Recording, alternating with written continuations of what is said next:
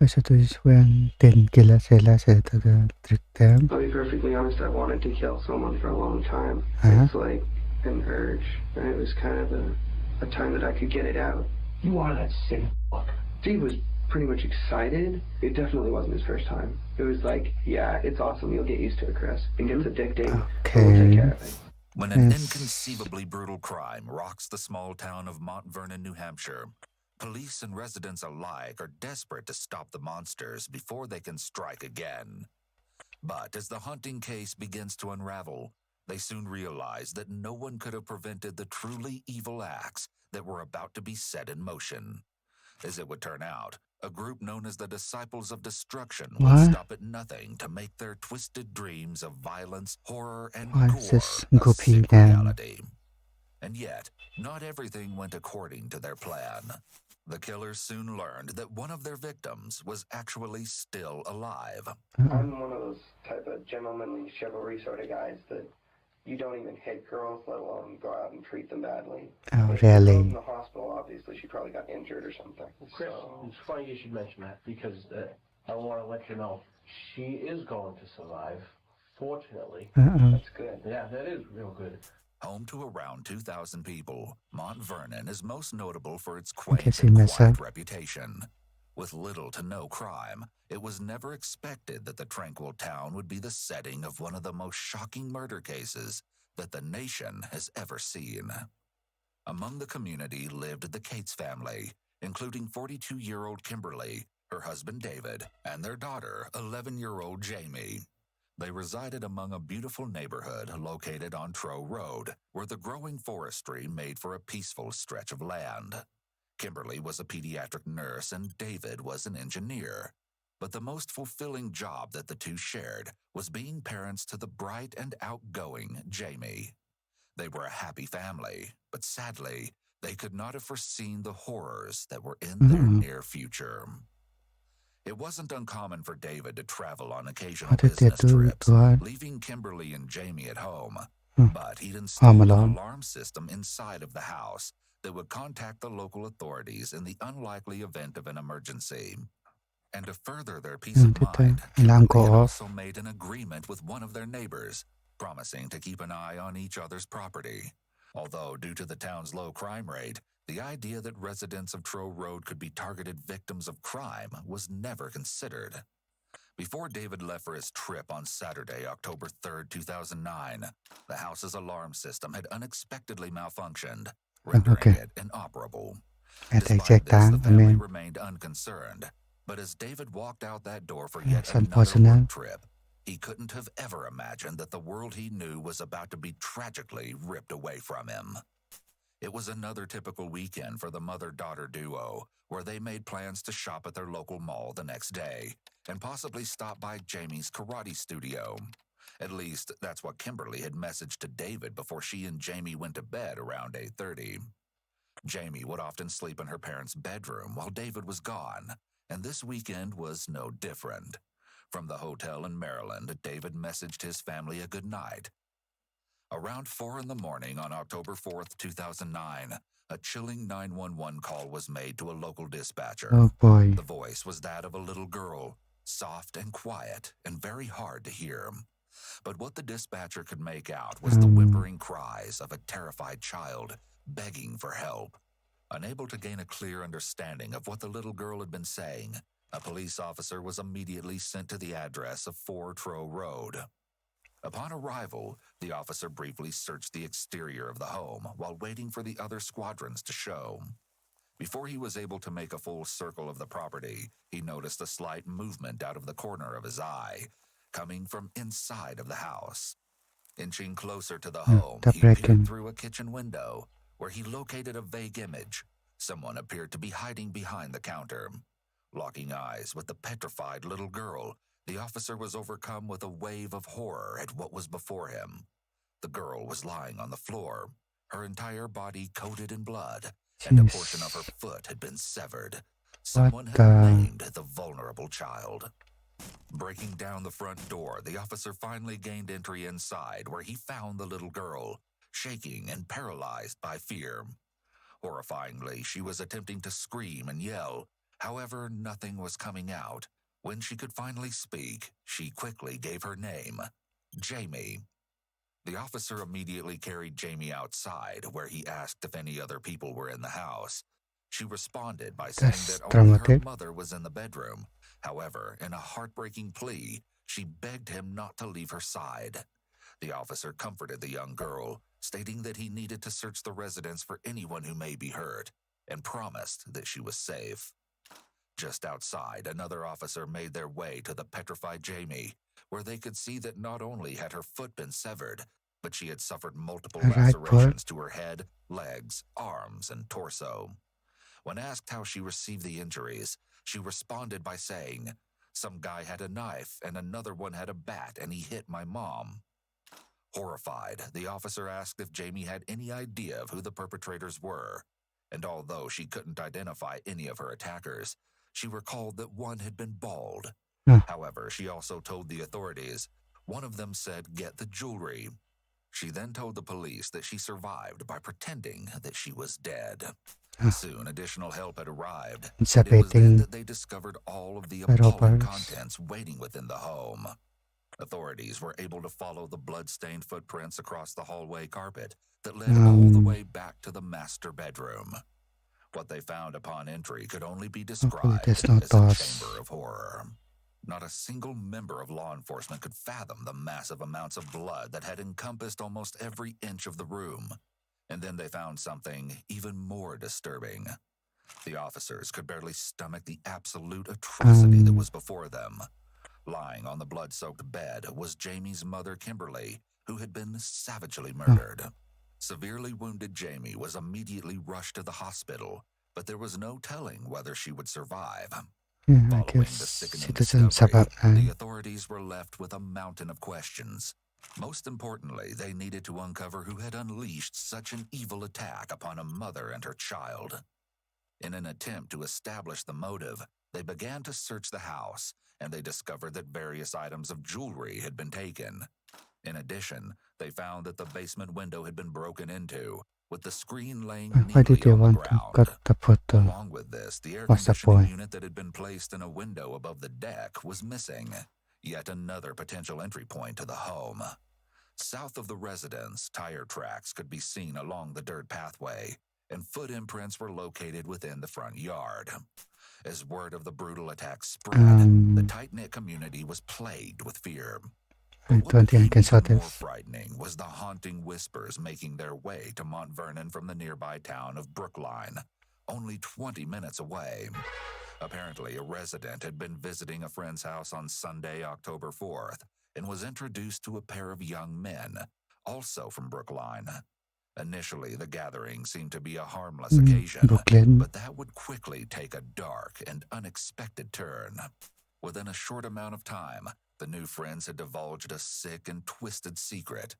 They claimed that they had just killed a mother and her child, while another set of friends watched.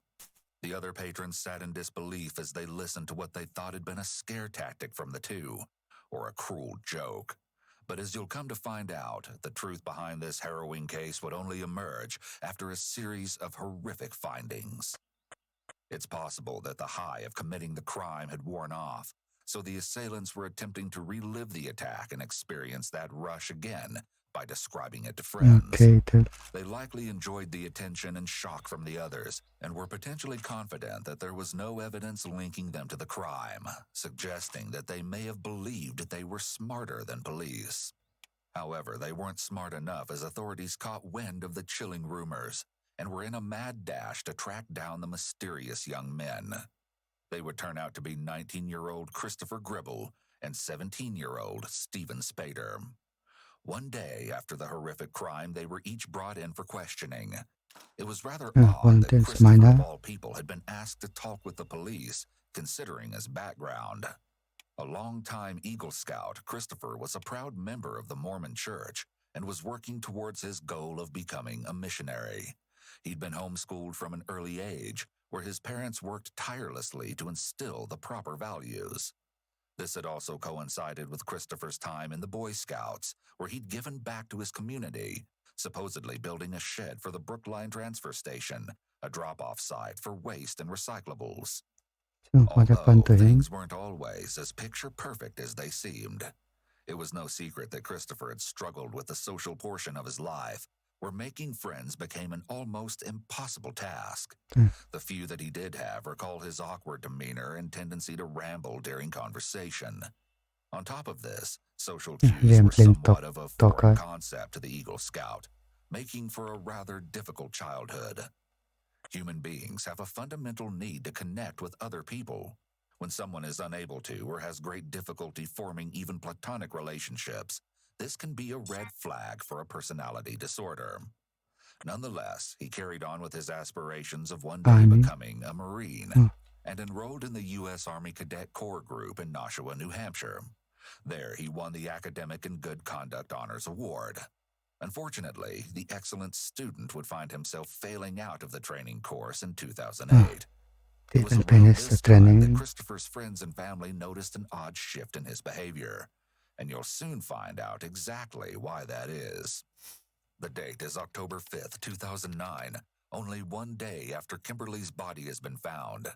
The detective reads Christopher his Miranda rights before jumping right into the much-anticipated interrogation.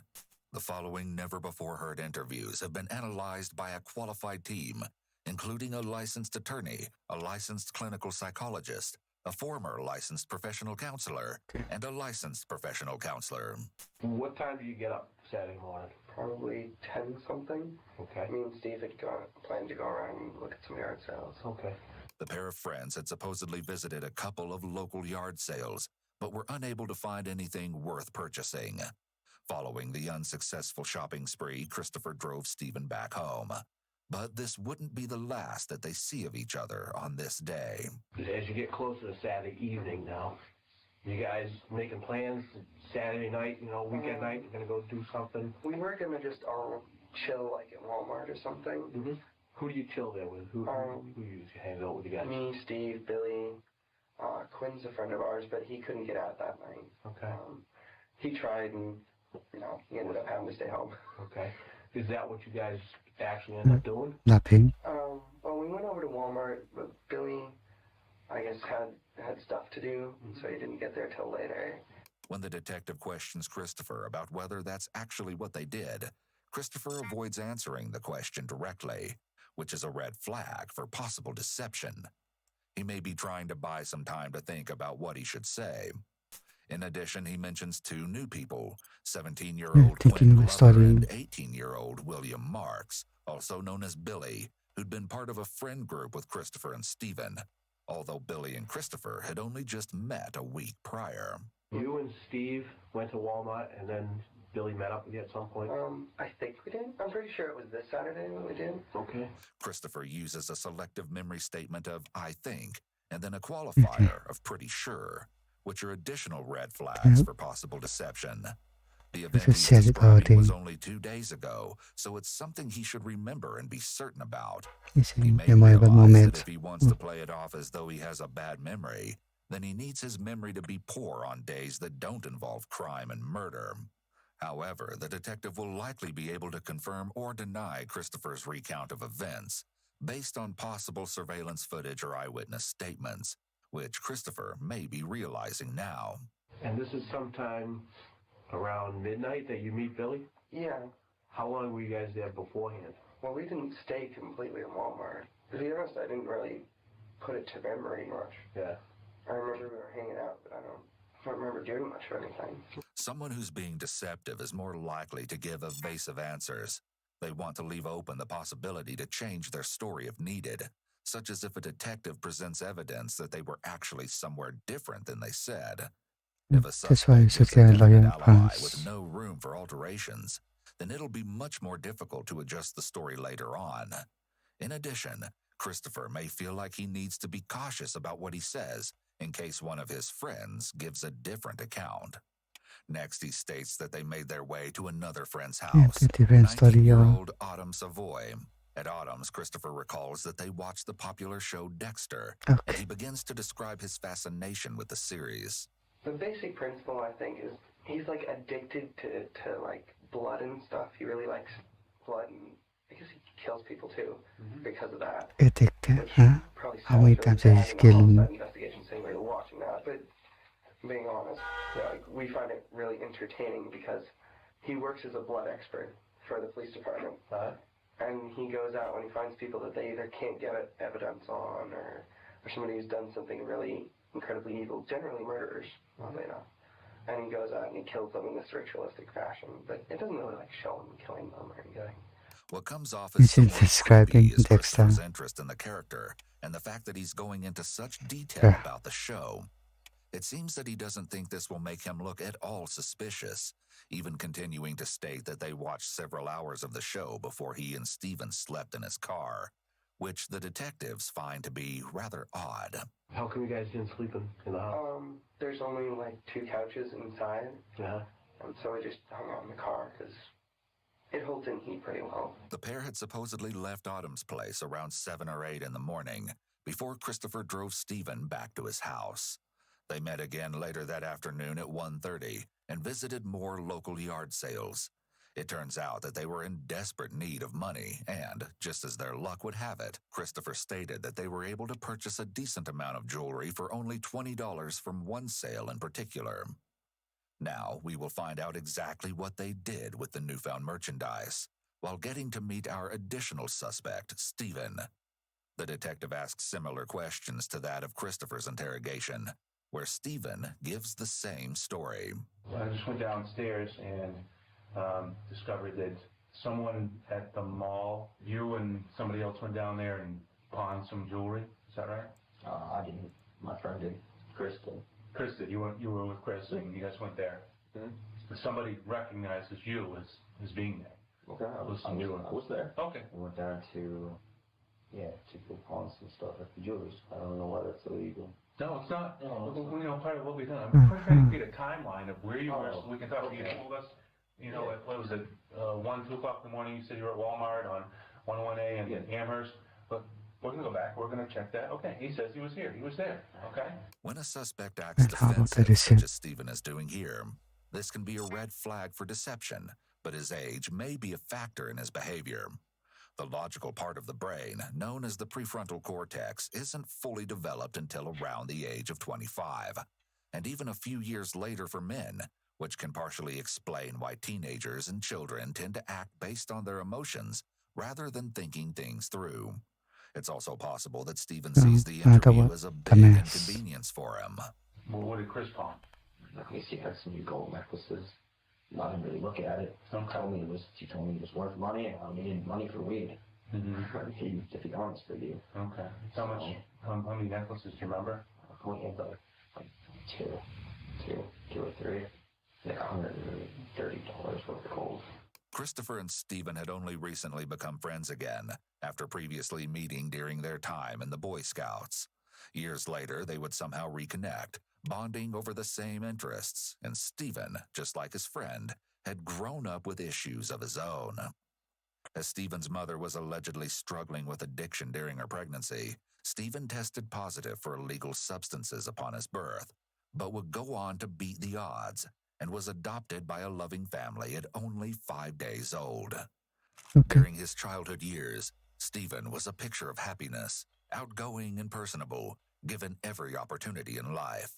He participated in various sports and joined both the Boy Scouts and a theater group, all of which gave him the chance to make friends. But once he approached his teenage years, it was like a switch had gone off. In an instant, the once lovable boy turned cold and became uncontrollable. This would later be confirmed through one of his close friends, Autumn, who had much to say about the troubled young man. I just knew Steve was getting worse from talking to him. And then at some point, he went away. I don't know exactly where. When he came back, he was not the same person. He wasn't that emo kid who had issues at home. He was this kid who wanted to be a gangster, a big drug dealer. Like, it was odd because somehow he always managed to have money for drugs. He would sneak out at night. He'd quote-unquote borrow his parents' cars. Like, we'd hang out a lot. I think everyone he was someone I could talk to, or you guys have someone no understood. resources to act on นะ His ครับ mood swings could happen in the blink of an eye, leaving his friends and family to walk on eggshells. But even worse, Stephen was developing violent tendencies. His mother, Christine Spader, noted that at one point, Stephen had punched a wall out of sheer frustration. During a most memorable incident, Stephen and his father were having a heated argument, and the teenager, engulfed in rage, allegedly pulled out a knife. He started to associate with kids from different high schools, where he apparently joined a gang known as the Crips. Although his father, also named Stephen, believed this to be nothing but teenage nonsense. In addition, he would take recreational and prescription drugs in order to help with his supposed anxiety. Stephen's parents grew increasingly worried about their rebellious teen and finally took him to see a psychiatrist in 2006. Stephen's behavior indicates that he was showing signs of having conduct disorder. Sometimes when behavioral problems are sudden and severe, like in Stephen's case, it occurs due to some sort of trauma or major stressor in the young person's life. And because Stephen was heading down such a dangerous path, his parents reportedly spent thousands of dollars in an attempt to help their son. However, he was eventually diagnosed with bipolar disorder and major depression. They would apparently go so far as to enroll him in an addiction treatment center, but were devastated to learn that he required a higher level of treatment than the facility could offer. Stephen was then taken to a residential treatment center, but left within a month, yet another failed resource. He even spent a few short days in psychiatric hospitals in 2008 and supposedly ran away with his girlfriend later that year, but was found in New York and returned home within days. It seemed that there was nothing left to try, but the devoted parents would never give up on their child, although not a single thing could have prevented the heinous acts of the monster that was about to be unleashed. Back to early Sunday morning. There's no way that you could have been in Mount Vernon with He's not there. Chris and Billy? No. No? All right, well, I got some more information when I was downstairs. Yeah. Billy is basically giving it up.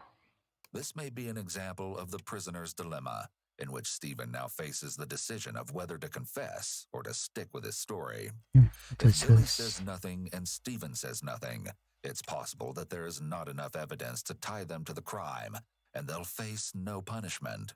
However, if Billy has talked and implicated Stephen, it's possible that Stephen could face a harsher punishment if he doesn't give his side of the story. But if Stephen confesses his role and Billy has admitted his part as well, they will likely both be punished. The prisoner's dilemma is such an effective tactic because Stephen is separated from the others. He doesn't know what they're saying or if they've cracked under the pressure. If he knew for sure the others weren't talking, he would feel more confident in keeping his original story. But the seeds of doubt are likely gnawing at him now, leaving him panicking about what to do. I'd like to be let out, or I'd like to hear from a lawyer now. So you guys are going to start accusing me of doing something. Well, lawyer. I've accused you all along. I'm trying to tell you what I know and what stick to I that found out. before speaking If you up. want an attorney, all you have to say is, I want an attorney. Is that what you're telling me? Well, this is all voluntarily. I don't know why I can't be let out right now. I want to leave. I would like to leave right now. I'm told that you're not leaving. Why? Because there's enough, they believe there's enough information to place you at the scene of the crime, and that you're someone that's caused this to happen. Huh? Okay? Okay. Are you asking for an attorney? You're asking to leave, or are you... I'm asking to leave because I think this is bullshit. I came down here voluntarily. Yes. To voluntarily talk to you guys. Now you guys are telling me that I can't leave, and I didn't do anything. I want to be let out. Okay. And I want to smoke a cigarette. Okay. Frustrated, the detectives must end the interrogation. It's possible that Stephen refuses to believe his friend has betrayed him, but, as we will later hear from Billy, he was ready to come clean. In the meantime, there are still a few things that Christopher's interrogators would like to cover. And right now, I'm going to tell you that there are some other stories that are being told. You better think long and hard right now about what happened this weekend. Okay. Okay? Let's go back to Saturday night. Alright. What happened after you left your girlfriend's the party that you went to? I was pretty sure I went back home, but Okay. I may have gone out with Steve. The confrontation phase of the interrogation is now underway. But Christopher maintains his original story, although the detectives aren't buying it. What do you know about what happened up there in Mount Vernon? All I know is, like, this morning, like really early this morning, we were looking on the internet, on the Telegraph to see what was going on, and there was something about, there was a lady killed in Mount Vernon, and there's like a young girl that's in stable condition in the hospital. I don't know if it was me or one of Steve's friends or something. Somebody texted one of us or emailed us. I just remember that we heard all is this computer? What conceivably in the same oh, class it's what as to sound my that makes sister or sense. something. And so I guess she's about 10 years old, which honestly, I hope she's going to be okay, because that's horrible to do something to a little girl. But it's common in the Reed technique for investigators to ask what the suspect thinks the purpose of the interview is. Individuals who are being honest are more likely to use realistic words to describe the crime, while deceptive individuals may answer vaguely or use soft words like hurt or attack instead of murder. Christopher's use of the word killed here is in line with what a truthful subject might say. However, his reference to the girl in the hospital is vague. This may be an example of how most people who are being deceptive won't answer every question in a deceptive way. People will generally provide a mix of deceptive and truthful behaviors, but there will be more deceptive indicators when someone is lying and more truthful indicators when someone's being honest. This is why it's important for detectives to interpret body language and verbal responses in conjunction with the actual physical evidence. I mean, I know it sounds cold, but it wasn't a huge deal to me because I didn't know him.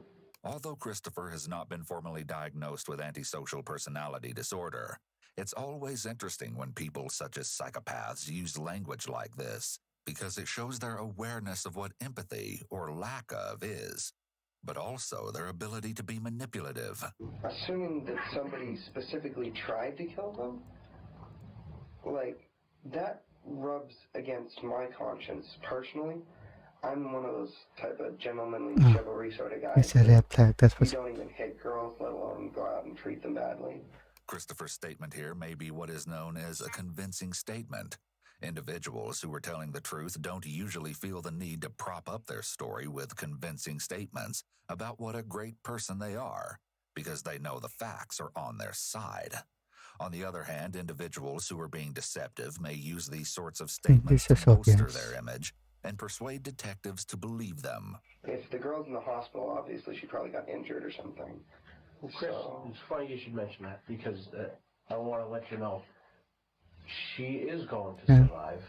Fortunately, that's good. Yeah, that is real good, because it's real good because she deserves to be alive, and so does so does the lady, I'm sure. You know, but you know what else is good? It's good because she can ID the two people that That'd be were good. in the house. That'd be awesome. I hope you guys can do that. Christopher's voice is slightly shakier, and he overall sounds less sure of himself here as the detectives attempt to break his confidence. And although Christopher states his relief that Jamie is expected to survive, he's likely panicking at the thought that she may be able to identify him. Let's say it was a robbery gone wrong. Mom ends up dead. The little girl ends up seriously injured. People involved in it. They're pretty nasty people. What do you think should happen to those people? Well, they should probably get sent to jail for the rest of their lives, or prison. I honestly don't know what's the difference between jail and prison. Although Christopher's response sounds okay at first glance, it's a red flag that he qualified his answer with the word probably. Most truthful individuals would provide a firm response in a situation like this. If the officers had doubt about his involvement before, then they definitely don't any longer. The thing that seems to have led you to me is the car. And why do you think that is? I don't know. Maybe a car like that was just seen in the area, and so you're checking out that lead. It's quite possible I was in the area. I could have been driving down that road right when it happened, which kind of scares me. Because what if they'd come out of the house and needed a getaway car and killed me for my car? That kind of makes me nervous. I probably won't drive around there too much anymore. This statement indicates that not only does he know the exact area the police are referring to, but he won't go there again. This may have been a slip-up on his part, as Christopher was likely trying to convince the detectives that not only was he not involved in the crime, but he could have even potentially been the killer's next victim. However, in doing so, he seemingly confirmed that he had been in that area.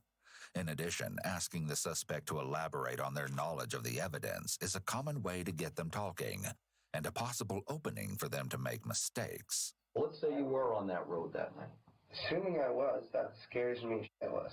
It should. Because not only does it make me a suspect, obviously, since you're questioning me, but that really scares me that It's somebody actually who was self-reporting. to attack, even if they were just trying to get out of the house, a woman and a little girl, of course they're going to attack me for my car. Like, I've never had my car jacked, but I've been scared of it sometimes. Apparently, while driving around on Saturday night, Christopher and Stephen traveled all the way to Mount Vernon. Christopher states that they eventually parked in a driveway down one of the back roads for a bathroom break, but he doesn't clearly remember where they were. Unsurprisingly, the detectives find this to be more than suspicious, but rather than confront Christopher just yet, they switch gears to a new topic: the gang. Stephen had recently formed the Disciples of Destruction, looking to achieve a sense of brotherhood along with financial prosperity. He recruited none other than Christopher, Billy, and Quinn, where the essential values of the group consisted of loyalty and violence, with the only way in being the commission of crime. The recruit would invade a house and dispose of anyone who may be inside. Seeing as Christopher was having trouble at home, he wanted more than anything to be part of something where he could freely express himself. Christopher had been accusing his mother of emotional and physical abuse for quite some time, claiming that she would allegedly pin him to the floor and pop acne on his back, spank him, and require him to carry a vacuum around the house. The accusations were never confirmed, but his mother did recall a time where she had spanked the child so hard with a wooden spoon that the utensil broke. She would later admit that she regretted losing her control, but has since denied any of the other allegations, and there is no evidence of them being true. Nonetheless, during his early teenage years, Christopher began to have dark and twisted fantasies about his mother, and wished that one day he would carry them out. Confessing his evil thoughts to a counselor at cadet camp, he supposedly stated his thoughts of wanting to cut his mother into pieces and listen to her scream like I screamed. The counselor, horrified at what they'd heard, immediately notified Christopher's parents.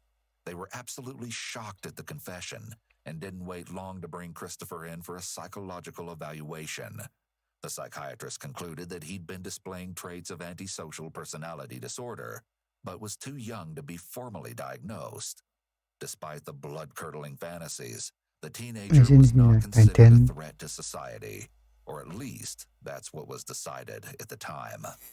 If these dark and twisted fantasies were expressed as just Christopher's angry thoughts towards his allegedly abusive mother, it would be difficult to have him committed to a psychiatric facility. In addition, inpatient psychiatric hospitalizations are typically limited to days or weeks at most. It's rare for patients to be committed for months at a time unless they have a very severe mental illness. So, although Christopher displayed all the signs of likely being a hazard to society, it's difficult for his parents, his counselor, or his psychiatrist to do anything to stop him from someday acting on those thoughts. Sadly, in many cases, it's only when the person acts that measures are taken to prevent them from harming others again. Angry and frustrated, it seems to be of excellent timing when he and Stephen had reconnected in 2009.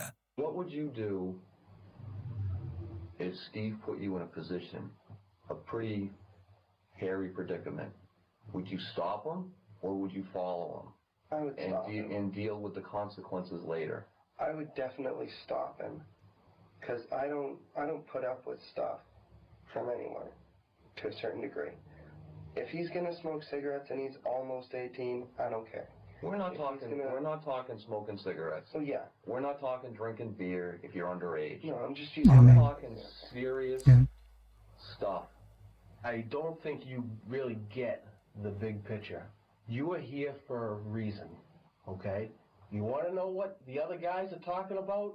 They're not talking about cigarettes. So you better start thinking really hard and pull your head out of your behind and start telling us what happened on Saturday night, because it's not looking very good for you. People are talking about something different than what you are telling us. This was Saturday night. This wasn't 3 months ago Saturday night. This was Saturday night. It is Monday right now. There should be no question in your mind what you did. Absolutely Just told us you don't use drugs. You don't drink. No. You have no reason to have this memory loss. I just don't put anything into long-term memory unless it's in... Let's take a deep breath and think That is a long and lot. hard about what happened Saturday night. This is the prisoner's dilemma at play again, this time with Christopher being on the receiving end of it. He likely believes that his selective memory is a safe bet right now, as it leaves the door open for him to suddenly remember something later and adjust his story. However, what he doesn't seem to realize is that having a memory of extremes like this is highly suspicious. With this in mind, the detectives are hoping to back Christopher into a corner, but the teenager refuses to budge.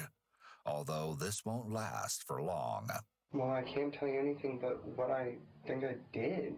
What you think you did? Don't tell me what you think you did. Tell me what you did, okay? Be a man and tell me what you did. We got in the car and left. I mean, we But don't do anything that on easy. Saturday nights. We just drive around. The issue comes down to, what was your role in what happened Saturday night? Do you really think we did that? I think you know who did something. Why would he be here?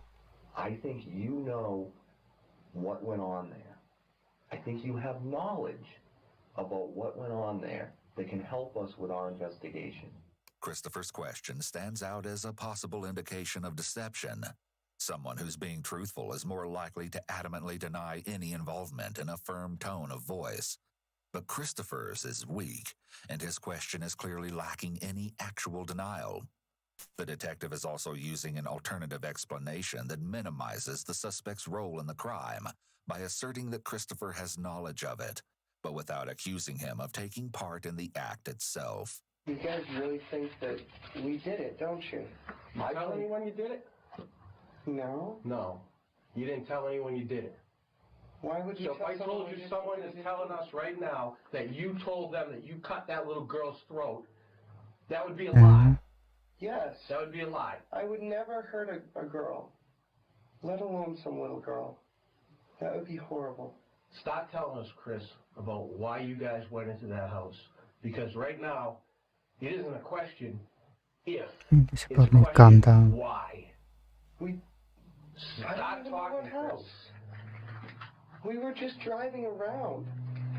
Who? Just me and Steve. You and Steve. And what happened next? We drove around. We stopped maybe and took a break to pee, and then we got back in the car and drove around more. See, here's the thing, Chris. You feel like you're giving us just enough to explain away what you think we might know, or things that we might have. And you're thinking that that's going to be enough where later on you can say, well, I told you that. Well, I said that. Well, I can explain that. You do not know all that we know. No, Rest I'm telling you what I know. Rest assured, you do not know all that we know. During the interrogation, one of the detectives has been stepping out of the room to retrieve information from the other interviews that are taking place with Billy, Quinn, Stephen, and Autumn. And little does Christopher know, his friends weren't as willing to conceal the truth. It's okay to tell the truth. It is okay to say what happened, to tell the truth. Because society is going to draw its own version of this whole thing. Society. You read the paper? You read the Telegraph? It's just a paragraph online. Okay, if that's all you read, fine. But I bet in that one paragraph, you can sum up what the reporter's attitude about the whole thing is. There's some animal out there hacking people up, killing people in their own home in the middle of the night. That's an animal. That's a killer. Well, yeah. That's someone that needs to be killed themselves. A guy like you, come on. You're not cruising yard sales on a weekend. Come Sure on. I do. No, you're not. That jewelry is going to be traced back to that house. And we're going to check the records of anything else you pawned off. Because you even said they take your name, your license number, all that information. How much of that other jewelry and those other goods that you pawned off are going to come back to other burglaries? It was just that. Simple burglaries. Dog food, cat food. The most I've done is I was like 9 years old. I tried to take a thing of Pokemon stickers from a KD Toys. Stop minimizing. Stop. We're not talking smoking when you're under 18. We're not talking stealing Pokemon stickers. We're talking murder. I don't do that. You may not have, but someone in that house did. And you were there. I was never in You were there. Investigators again pose the detectives alternate theory Maltin. that gives the appearance of minimizing the severity of the crime. This is meant in part to keep the suspect talking and eventually willing to admit to something, and eventually the truth of their role in the crime. Try to bet him. Nonetheless, Christopher refuses to waver on his original story, invoking that as an Eagle Scout, murder is not a core value. Chris, let me ask you this. You ever been in the Nashua River? That mean anything to you? I don't know which river the Nashua River is. You don't know? Been to the river lately? That mean anything to you? No. I don't know. No? You haven't been by a river lately? Unless you keep driving over one or walking. Stop minimizing. Stop dancing around the issue. John has asked you a very specific There's something in question. there. Have you been to a river lately? Yes or no? Fine, yes, I've been to the river. Okay. I parked next to the hatch. Kaya dia I don't know. 2 went nights to a ago? river. Maybe yesterday we went and got Where did you some go to the stuff at river the hatch for, Chris? today. What'd you go by the river for? I parked. What'd you next to throw the in the river, Chris? What I did you didn't throw throw anything in the river? What was thrown in the river, Chris? I Uh-oh. didn't throw anything in the river. What was thrown in the river? I didn't ask if you did. What was thrown in the river? Nothing. Nothing. I Nothing. didn't throw anything in the You're river. lying, Chris. I don't know. You're lying. We have evidence. You're lying. You know what happens to people who slice little girls in prison? You know what happens to them? Do you know? No, I've never been to prison. Yeah? Well, you know what? You're going to find out. And arrest me. My God, what were you thinking? What were you thinking when you were hatching away at her? Hacking away at her? Hearing her scream? Were you smiling? You were smiling, weren't you? You are that sick. You are that sick animal that went in there with the sole purpose carrying that machete. Because the other guys might have thought it was just a burglary. They're just going to skim a little jewelry, go make a little cash, be done with it. Have But you to went in censor there this with one. a plan. You went in there to kill. You liked it. That rush, that adrenaline dump. You liked it. Till the lights came on. The reality hit. You saw the damage you had done. The detectives have shifted from placing the blame on Stephen to making Christopher the actual ringleader. They've tried playing him as the victim who simply followed along, but since that tactic didn't work, their next option is to evoke anger or guilt in hopes that he will tell the truth. It's possible that the investigators believe that he's the psychopathic mastermind, and that calling him out on it would appeal to his nature. Trying to paint him as a follower if he is the leader would, after all, be an insult to him. If you were given that opportunity, would you offer an apology to that little girl for what happened to her and her mother? Would you? If I had done it, yes. Most people would tell a person that was severely injured they were sorry it happened, regardless of their involvement. It's part of an empathetic response. Christopher's answer lends significant credibility to the he's idea that getting he it is back. on the psychopathic end of antisocial personality disorder, since lack of empathy is a key component of psychopathy. This statement labels him something of a deviant, whether he was guilty of this particular crime or not. Following the heated confrontation, Christopher decides that he doesn't want to speak with the detectives any longer. But over an hour later, he seems to have changed his mind. Not only this, but now we're able to hear from the much-talked-about Billy, who has been confessing Billy. all along. Oh no. The detectives begin by reading Billy his rights, Here and quickly comes dives into his side of the story. This is your chance to talk, Billy, so I'd like you to just tell us what you know about the incident. I don't much struggling or whatever for my teachers in school. Okay, Billy. The information we have is that you were there. The detective informs Billy that he's not the only suspect being interviewed at this very moment. So why don't you go ahead and tell us what you know about the incident out in Mount Vernon? What I know, like, about which part? About your involvement in the incident out in Mount Vernon? Yes. My involvement was, I was just there. Okay. Who were you there with? Steve Stairs and Chris, I have no idea what his last name is. You don't know Chris's last name? I've never known him for a week. Okay. Okay. And who else were you there with?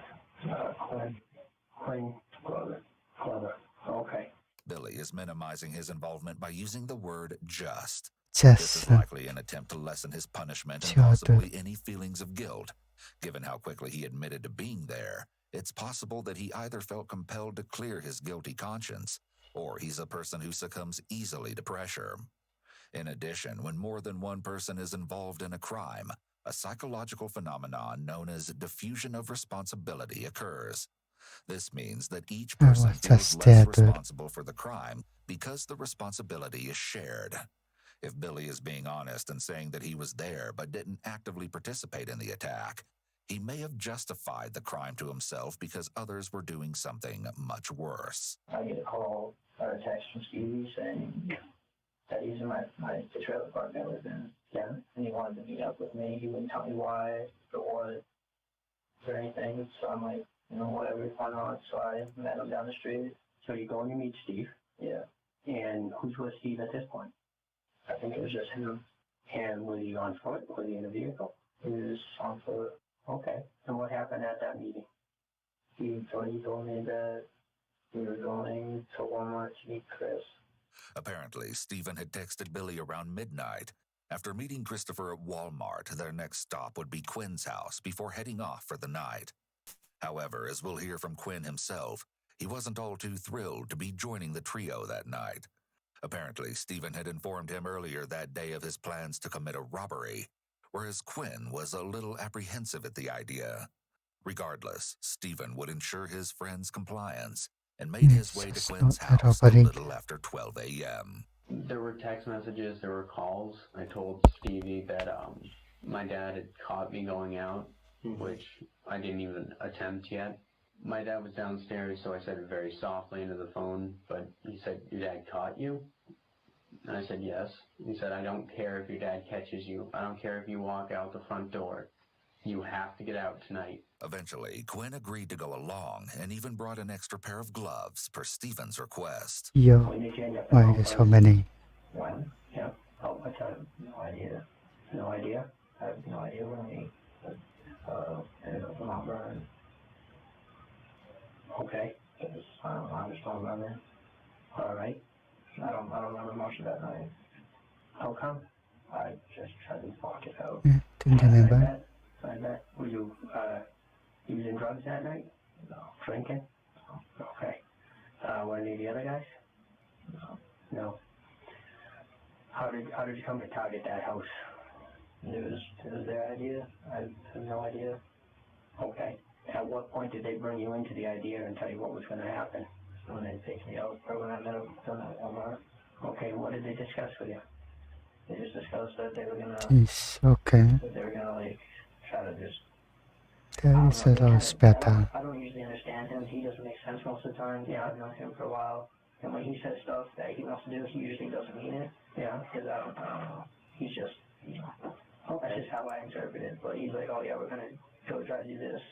Go try and do what? If you don't understand, just use his words. What we're going to go try and do? Just make some money. That's his expression. We're going to go try and make some money. Yeah. And that was Steven saying that? Yeah. If Billy isn't a violent criminal, it makes sense that he's tried to block that night from his memory. It can be traumatic to witness such a scene, and oftentimes those who come along for the ride, like Billy claims to have done, could be somewhat afraid of speaking out or trying to stop the others from committing the crime. In addition, Billy may think that if he keeps the details to a minimum, it will make him seem less culpable and save him from having to answer uncomfortable questions. But what Billy may have known was that Stephen, the supposed ringleader of the group, had apparently been discussing his urge to commit a brutal crime. He started off saying, would you take a hit for me? Would you take the blame for me? He would wait for me to agree. And then he would move on and say, would you break into a house with me? Or would you steal something with me? And then he would wait for me to agree. And then closer to the event, he started talking about, would you kill for me if somebody was on my back? Next, Billy explains that Christopher had driven the group of four to the address of 4 Trow Road. They originally planned to burglarize the house next to the Cates, but abandoned the idea out of fear that it would be too big and confusing. Christopher dropped his accomplices off at the residence, but quickly drove off to find an appropriate parking spot, deciding on a house's long driveway down the road. Around 30 minutes later, he met the three back at the Cates' home to plan their entry. They couldn't figure out how to get in the house. That's basically what we were doing, they were trying to figure out how to get in. Okay. They said they got in. They said they got in. Now I was over standing somewhere, looking out, watching the people. Okay. And who came and said they got in? I don't know. It was dark, and I couldn't really see nobody, so I don't know who it is. Did you go into the house with them? Yes. There is a noticeable delay before Billy answers this question. When someone hesitates before responding, this usually indicates they're thinking about what to say. Since this was a simple question and he should have readily known if he went inside or not, the pause was likely due to him considering what would happen if he said no. He may have pondered if he would get in less trouble. However, Billy rejected this idea as he may have realized that the detectives already knew he was inside. So lying might make things worse for him. You're a little guy. How tall are you, Billy? I'm like 5'2". 5'2". How much do you weigh? 96 pounds. 96 pounds. Oh, that is A little so. guy that would be handy to have that cellar window, right? The opening there wasn't a big opening, right? For the cellar window? Did they lower you into the cellar window? Yeah. Okay. Next, we pick up with Christopher, whose confession is one of the most chilling that you'll ever hear. Steve and I are very similar. Steven Spader. Both of us grew up with problems in our families. Technically, we're both sociopaths, legally, by neuropsychologists. So edgy. There should be a paper in a scripture case in the top drawer of my black dresser that says as much. Okay. Sociopathy is not an actual clinical diagnosis, but rather a term that describes a set of personality factors.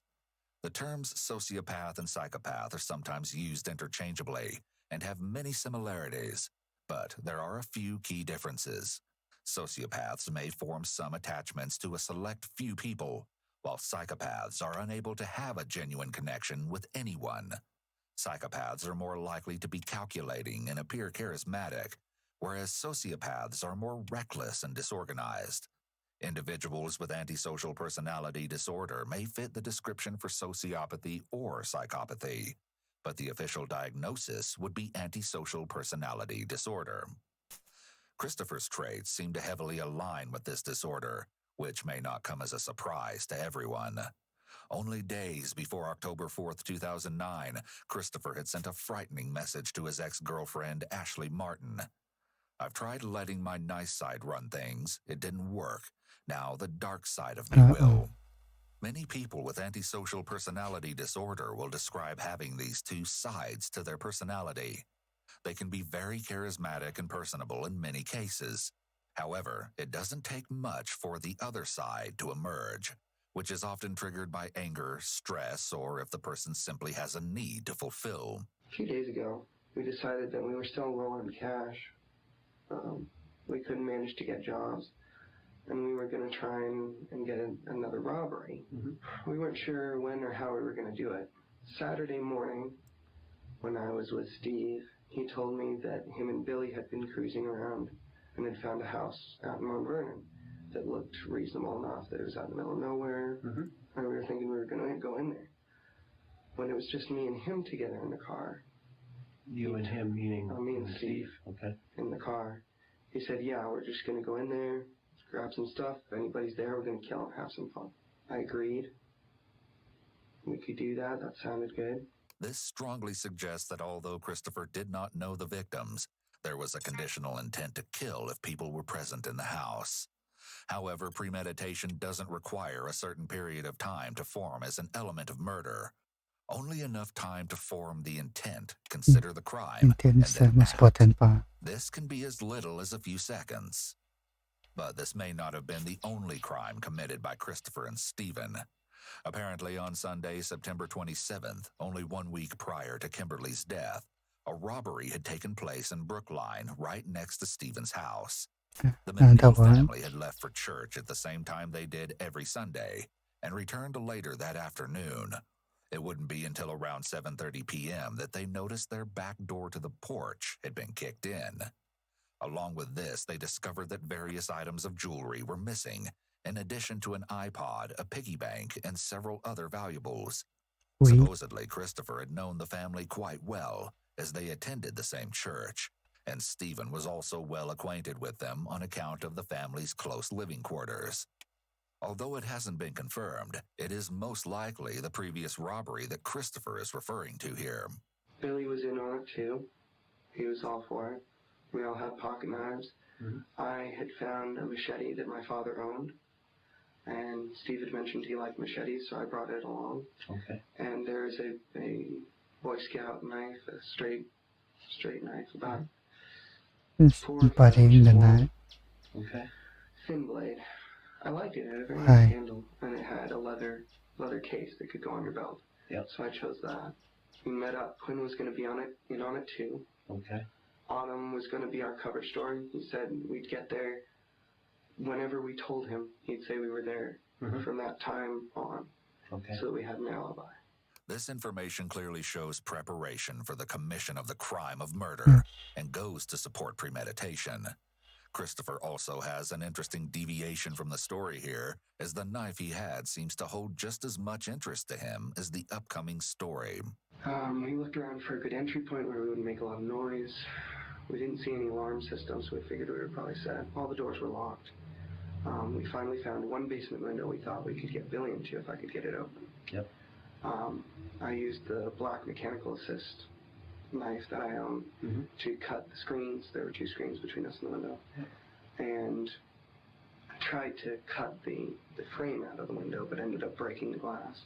At which point I basically bashed in the window, not the glass, but I managed to break it off of the handle that was on top holding it down. We couldn't get anyone else in any other way so far, and so we started sliding Billy in. Billy got in and was because he went over to the basement door and thought it was locked because he pushed on it instead of pulling. And so he was stuck in the basement and they were trying to get him out. Okay. Steve had the idea that we could take the air conditioner out. Okay. So I cut the panels off from around the side, and we moved the air conditioner over.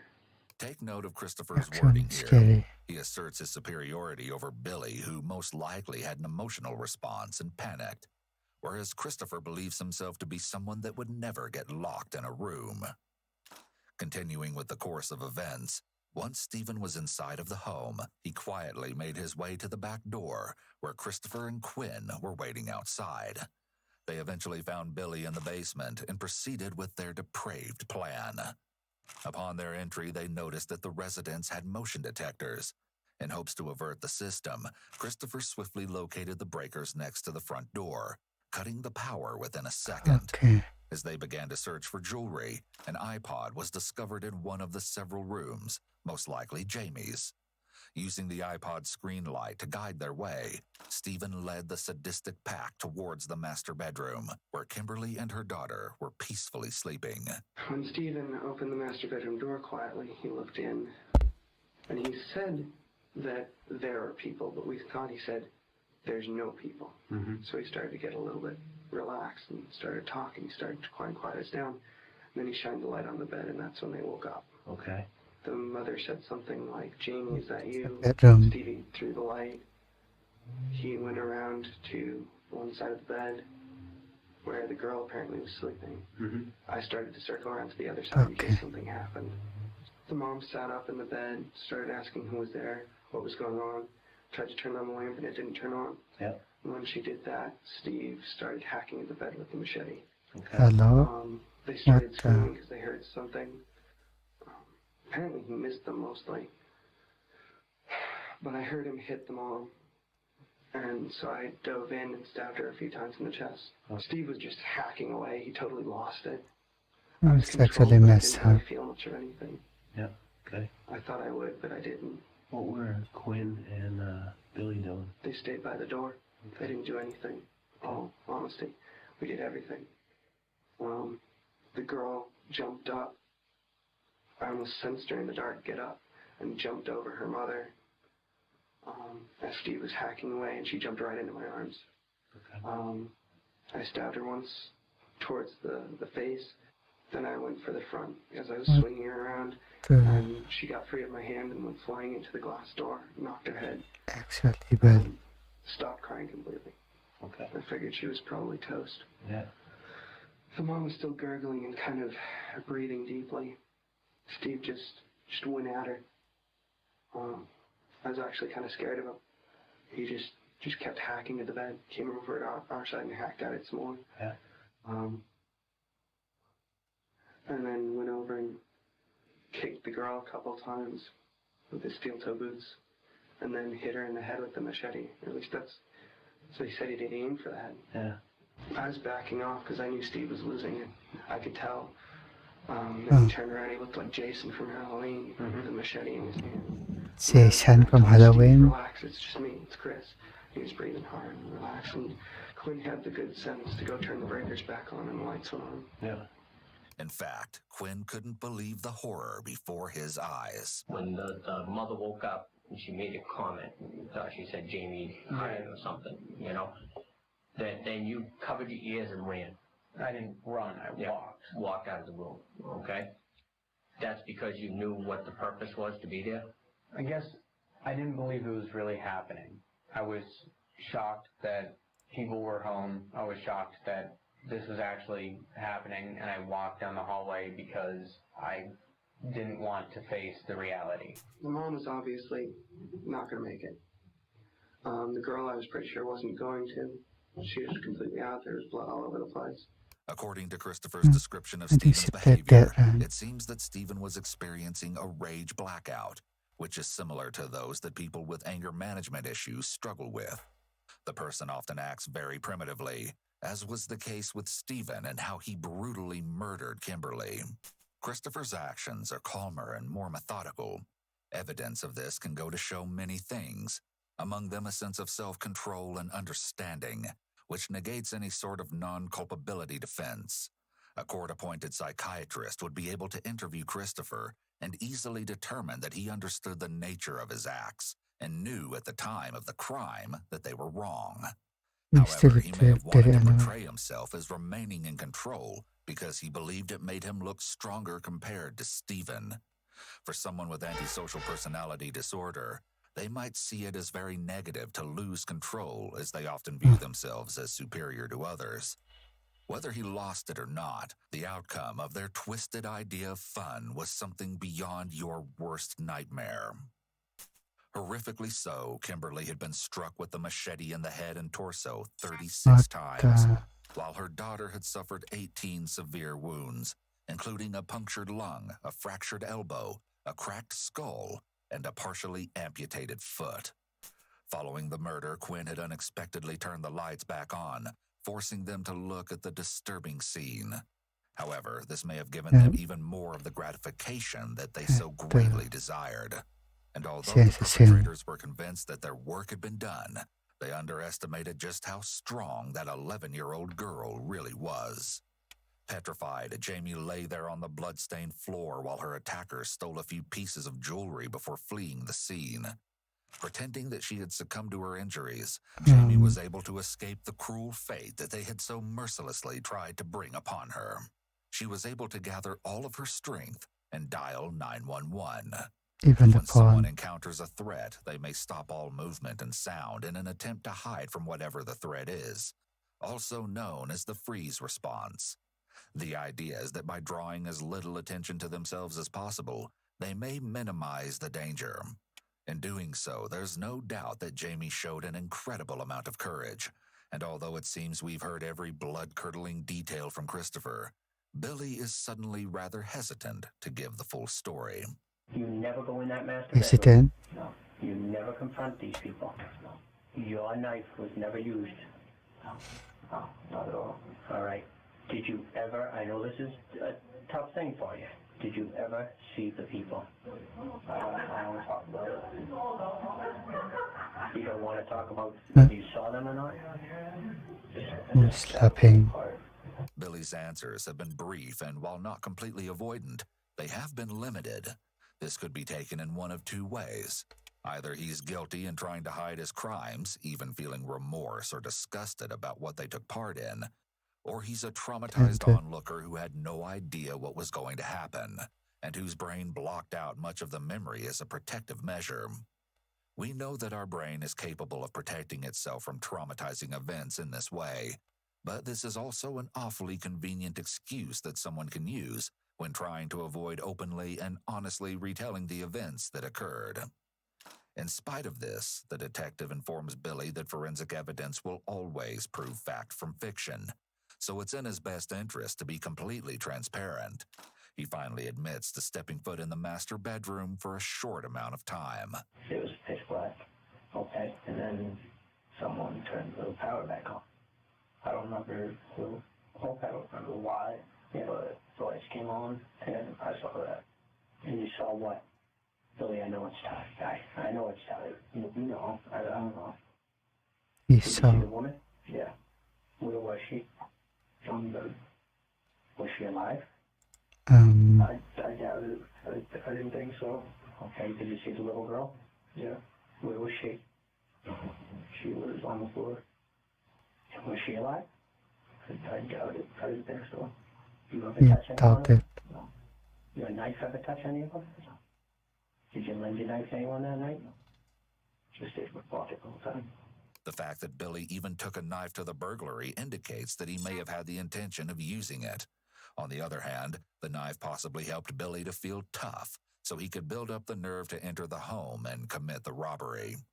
It seems, however, that the violence, blood, and death was too much for him to handle. Had you Yeah, guys anyone to sat handle. around prior to Saturday and talked about doing a burglary? Well, I didn't with them personally. I don't know if they did. You're telling me right now, you're looking me in the eye, and you're telling me you've never done a burglary before. Breaking in part, yes. Okay. You ever heard any of those guys talk about killing people? Like kidding around, yeah, but okay. What Kidding kind of around, huh? around? Okay. You know, just like normal, you know, like, oh, I'll kill you, you know, how kids are. Just saying that all the time. Well, you know, teachers, people like that. But not really like seriousness of actually killing someone. Manipulative killers will often seek their partners using a certain pattern.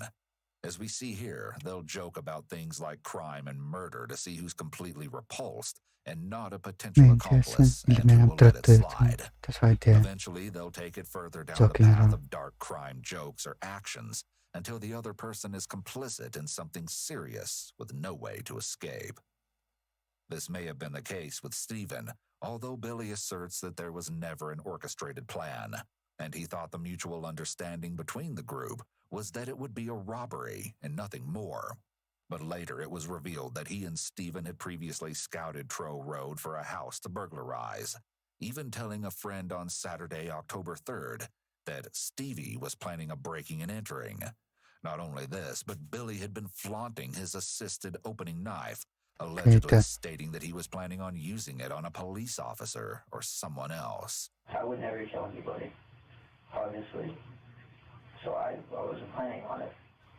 I was just in there I just wanted to make some quick money.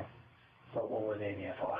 I thought the same. I don't like I that. can't tell you what their intentions were. But they had a plan if they confronted somebody, didn't they? I guess so.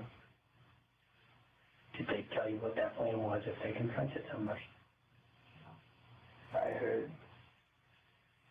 Well, then yes, I did, but they told me that if there were people in the house, that they would tie them up and use cord, whatever. That's, you know, that stuff.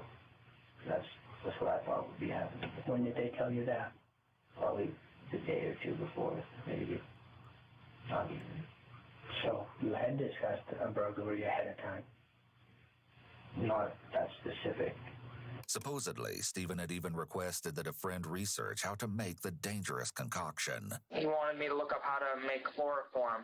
And I was like, all right, whatever. I didn't see it as a big deal because I had known Steve to own copies of the Anarchist and Terrorist Cookbook. Knowing Steve and his history, I took everything I heard with a grain of salt.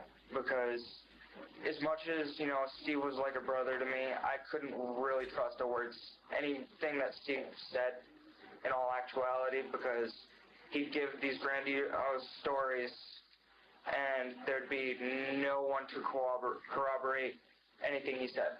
Apparently, the Friday before the attack, Stephen had told Autumn that he had a plan in mind for that weekend, but didn't want to divulge any details to his friend. His reason being that he wanted Autumn to stay out of trouble. However, Stephen will involve him soon enough. Despite Stephen and Christopher's alleged plan, Billy asserts that they did not bring the chloroform after all. While the little girl struggled to call the police, the assailants quickly fled on foot back to Christopher's car, where they each had a new pair of clothes to change into. They drove Billy back to his vehicle at Walmart and later dropped Quinn off at his house before Stephen and Christopher made their way to Autumn's place around 5:30 in the morning. Before leaving the Cates' house, Stephen had allegedly wished to carve the words "You're lucky" into the neighbor's outside wall, seeing as they were almost chosen as the innocent victims. This likely indicates that Stephen may have been on a sort of high after murdering Kimberly, feeling like a villain and that he had the power to spare the people next door. So yeah, we basically planned that if someone was there, we were going to kill him. Did you think that it was, if somebody was there, if they resisted, you were going to kill him, or it was just... We were just going to kill him. Yeah. I'll be perfectly honest, I wanted to kill someone for a long time. It's like an urge, and it was kind of a time that I could get it out. It's very rare for a murderer to make this sort of admission, although it's horrific to hear and very confusing for the average person to understand such a desire. It's this type of information that helps us to understand the mind of someone with severe antisocial personality disorder. They don't value human life the way a typical person does, and only think of their own needs and desires, their own urges, as Christopher insightfully described. They often know right from wrong, as Christopher verbalized earlier of how horrific it would be for someone to harm a woman, let alone a little girl, but they don't guide themselves by moral principles. People with antisocial personality can often learn to mimic normal human emotion, but they don't actually feel that emotion. I thought at least I would feel bad about it. I'm almost sorry to say I don't. I'm not sure why. I thought I would at least feel sorry or something after looking at her with her forearm open with the bone showing. Her, when you say her, you mean the woman? Yeah. Stabbing the girl as she was saying, "Please don't do this." Because the mom was... Who was saying, "Please don't do this"? The girl. The little girl. The little girl. And the mom was like, "It'll be okay." I think her mom probably hoped that we weren't going to hurt the little girl because she was a little girl. It was kind of cool because it was different. Yep. But cool. I'm not really sure if I have the conscience anymore. Christopher may very well be enjoying the process of telling the story because he gets to relive the incident. This may be why he's being so forthcoming, providing so much detail, even laying out his feelings and thought process.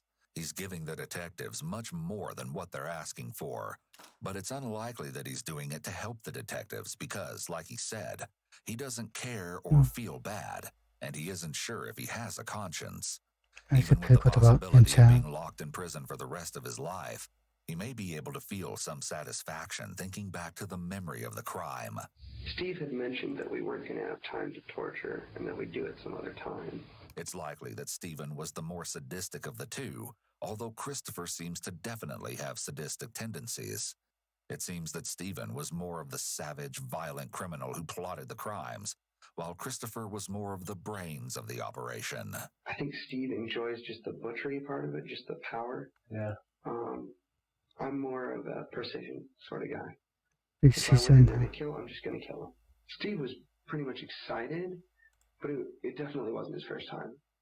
It was like, yeah, it's awesome. You'll get used to it, Chris. It gets addicting, but we'll take care of it. Yep. Even Autumn can recall Stephen's volatile nature. Steve had always talked about doing shootings and killing people, and said he'd killed a lot of people, and like he had got a lot of respect on the streets and whatever. And he'd always said he wanted to kill someone to know what it felt like. I never took it as anything more than, you know, the ramblings of a troubled kid. According to Autumn, Stephen had apparently proclaimed at one point, "You have no idea what I'm capable of." Steve had mentioned in the past that he wanted to kill his mom, because there was a lot of animosity between them, because she degraded him in his opinion. He was thinking very seriously and discussing with Chris Gribble about murdering his mother, Stephen's mother. This sort of obsession with murder and enjoyment of the act itself is common among people with severe antisocial personality disorder. Oftentimes, they'll commit murder as a means to an end, such as to obtain money or to avoid being caught if a victim lives and is able to identify them. It's less common when the person actually takes pleasure in the act of murder. This is often evidenced by the weapon that is chosen and the manner that the murder was executed. For instance, using a machete may indicate enjoyment of the process, since it involves closer contact with the victim and their death is prolonged. Using a firearm could indicate that the person simply wanted to kill the victim as quickly as possible, as it provides physical distance and often kills quickly. Steve had mentioned before that he's killed multiple people. He said this one wasn't his first mom and daughter job either. When we were in the driveway. It's possible that Stephen was lying about his alleged previous murders to impress the group. However, it may have also been a form of manipulation. He wanted them to feel confident that he'd already gotten away with murder before, so they could trust that he would make sure they got away with it this time too. Although Stephen's claims have never been confirmed, the fact that he would make such alarming claims is enough to shock you to your core. After the horrific ordeal, Christopher and Stephen made their way to Autumn's house around 5 in the morning, where the young man seemed to be unaware of what had just occurred. I was looking at him, and I was like, "What do you want?" And he's like, "Nothing, I'm just amped. I mean, I've got a massive adrenaline rush right now." I was like, "Why?" He's like, "Oh, we just killed 2 people." Like, he said it really nonchalantly. And being Steve and his stories previously, I was like, yeah, okay. You know, I didn't believe a word of what he said. Autumn was of the impression that they had committed a robbery and not a murder. However, as the attackers showcased their newfound possessions, he was more than willing to help dispose of the evidence. Chris grabbed the bag of clothes and was carrying it, and Steve and I knew the path pretty well because that's where we used to go and smoke weed. And so we went down there. Steve and Chris were trying to decide who was going to throw the stuff into the river. And Steve's like, "Autumn, why don't you just throw it in?" I was like, all right. I was extremely disturbed as to the story which they were telling me. I became very, very nervous because from the detail, it just seemed to be incredibly real. Hoping to put some distance between them and the murder, they planned to burn the remaining evidence, but Autumn supposedly had the idea of throwing it into the Nashua River instead. Although, ironically enough, he would ultimately be the one to lead police directly to it. Although Autumn asserts that he had no previous knowledge of the intended crime, his story seems to contain a few holes. I was scared because, as far as I knew, I was sitting in a room with 2 murderers. Is that why you made jokes? That you're not smarter than a 5th grade? I make jokes because it helps me stay calm. And I was very scared. Those jokes didn't start occurring until after Billy had texted Steve saying that the little girl had survived. On Saturday, Steve had looked me in the face and said, "There are only 5 people who know about this. 4 of us who did it, and you.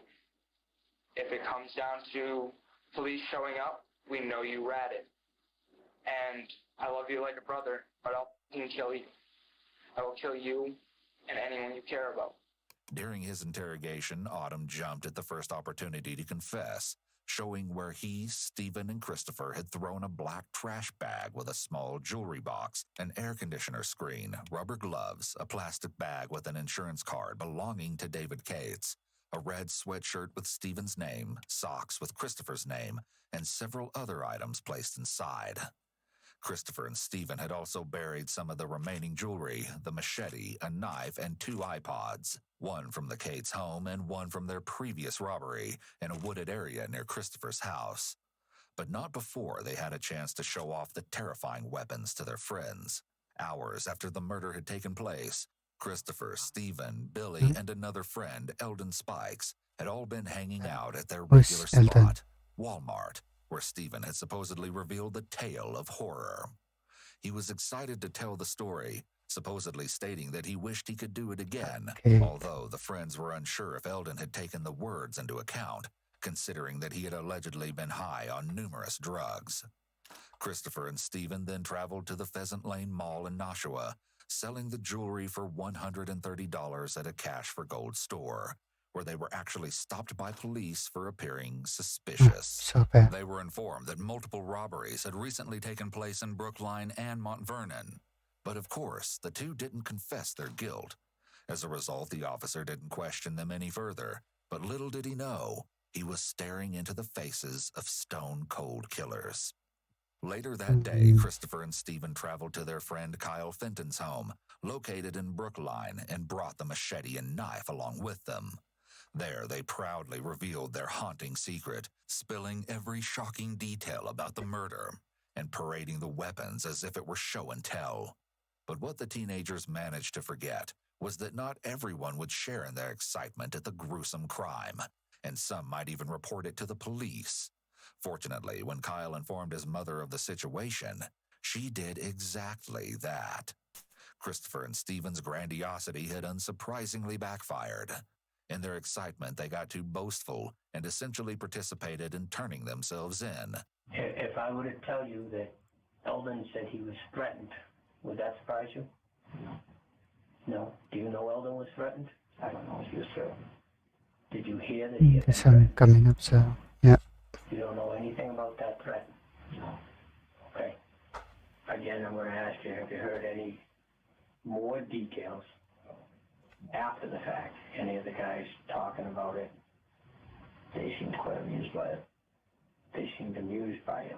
Who's they? Stevie and Chris. Was Quinlan amused by it? I didn't really see him that much that night. Like, I didn't talk to him. He didn't talk to me. He didn't really talk much. What did they say that made you thought they were amused? They just laughing about it. They seemed to not really care. So initially you said it was just small chatter, but... Well, this was, yeah. After, in the house, they didn't really talk much. But afterwards, they said that, I guess they said pretty much it was like, it was fun. It was fun. Who said it was fun? Probably Stevie. However, the disturbing jokes were not shared by everyone, as Quinn was in disbelief at the gruesome attack. Chris was just saying that he was happy he got the kid, and we had a little bit of an argument over that, just over the ethics of it. Who had the argument? You and Chris? Chris? Me and Chris. It wasn't a heated argument, but he said he was happy that he got the kid, and I said, no, not women and children. Quinn goes on to chillingly state that Stephen wanted to get Chris into killing by committing such an act. Unfortunately, the disturbing plan seemed to have worked. Stevie and Chris were just going back and forth about just having a rush. Did they say anything more specifically about what they had done? It was halfway down the dirt road. That's when Chris said he was happy he got the girl. Stevie was making the machete joke. Sick. He was making a joke about, she woke up to get hacked to death by a machete. Chris and Stevie were just very jovial in a rush. I was agreeing, going along with it, because I was just in a house and one of my friends and a new acquaintance just killed people, and I wasn't about to disagree with anything. Billy said something about being put in the newspaper, and Stevie said something. He said, yeah, we're going to be in the paper, but not us. According to Quinn, Billy had wanted to be in the newspaper ever since he was a child, and given his crime, it seemed that it didn't matter how. Sunday night, the four criminals, along with Eldon, had been visiting at Quinn's house when the hangout suddenly turned volatile. Stephen, worried about Eldon's knowledge of the homicide, wished to dispose of the loose end. Unsurprisingly, Christopher was on board to commit yet another murder. But thankfully, Quinn stepped between the three and pleaded for Eldon's life. He assured his accomplices that not a word would be spoken of the incident, ultimately ending the confrontation. Billy, apparently either his friend or his friend, like, it was either one of Steve's friends or it was like Billy's sister or something like that. One of his friend's sisters goes to school, the same place that the little girl did. Mm-hmm. And so it's all around the school. And so we got on the online telegraph thing on Autumn's computer. Yep. And looked at it and found out the girl had survived. There wasn't a lot on there, but they gave me a really hard time. They were like, wow, Chris, you couldn't even kill a 10-year-old. Gave me a really hard time. Who's they? Steve and Autumn. Mm-hmm. Steve was like, at least I killed my... Christopher says this almost as if he wants the investigators to feel bad for him, rather than focusing on the fact that they just murdered a mother and brutally assaulted her child. Presenting Stephen in this way may be helpful to Christopher's case, although Stephen may or may not have said this. It's in Christopher's best interest to display Stephen as the more unempathetic and violent criminal. That way, Christopher believes he looks like a bit of a victim compared to his monster of a friend. On top of this, the other three apparently referred to Christopher as a murder virgin, as he was unable to complete the thrill kill. I'm kind of surprised she's alive. I'm not sure. I kind of wish she died for her sake, just because she's going to have to live with all that now. If I'm going to kill someone, I'm going to actually do it so that they don't have to sit and live with a bunch of trauma. I've been through so much trauma, I don't want someone to go through that. Mm-hmm. So if I can just end it for them, I would. This bizarre claim may all be a front. Christopher may feel a sense of failure because Jamie lived. He doesn't want to be viewed as weak, so he suggests that he's only disappointed for her sake when in actuality, it likely has everything to do with him and nothing to do with her. At the same time, Christopher is once again presenting himself as a victim. However, this couldn't be further from the truth.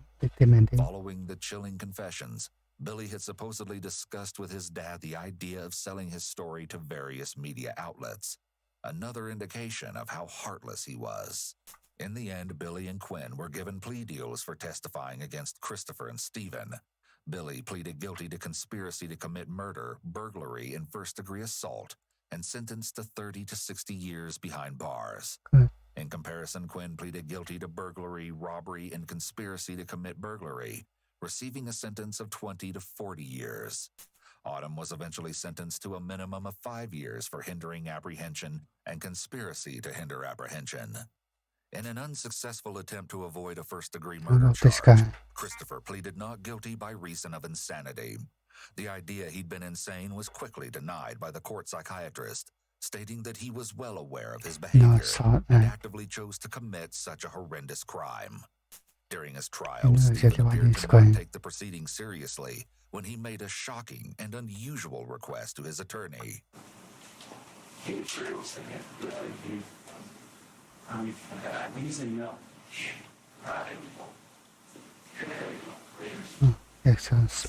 There are a few different reasons behind this kind of behavior. One possibility is that Stephen could be trying to manipulate the situation and gain sympathy from the jury. By reminding them that it's his birthday, he might hope that the jury will feel more inclined to be lenient in their sentencing, or view him as more human and relatable. Another possibility is that he is simply trying to exert control over the situation. By asking about his birthday and the possibility of the jury singing, he's taking an active role in the proceedings, and potentially even trying to dictate the mood or tone of the courtroom. It's also possible that he's simply trying to assert some kind of dominance and show that he is unfazed by the gravity of the situation. Regardless of the specific motivation, It's clear that this kind of behavior is concerning and indicative of a serious lack of empathy or remorse, and shows that he's completely out of touch with the situation and why he's sitting there in the first place. In contrast, Christopher allegedly stated that if given the chance, nothing could prevent him from killing again. Both Stephen and Christopher were eventually convicted of first-degree murder and sentenced to life in prison without parole. Although in 2012, the United States Supreme Court ruled against sentencing minors to life without receiving any chance of parole. But shockingly, Stephen filed a motion not to appeal his conviction, and the New Hampshire Supreme Court granted it. Stephen's rationale behind the decision being that he is the most sick and twisted person you'll ever meet and should never be given a second chance. We reached out to speak with Stephen, but he declined to comment on the case. William Marks and Quinn Glover, who stood by and did absolutely nothing while Kimberly and Jamie were attacked, are likely to be paroled in the coming years. Quinn was granted parole on his robbery charge and will likely be released in 2029. William will be eligible for parole in 2024. Autumn Savoy was already released on parole in 2015. There was a long one. We could be the well to them, to the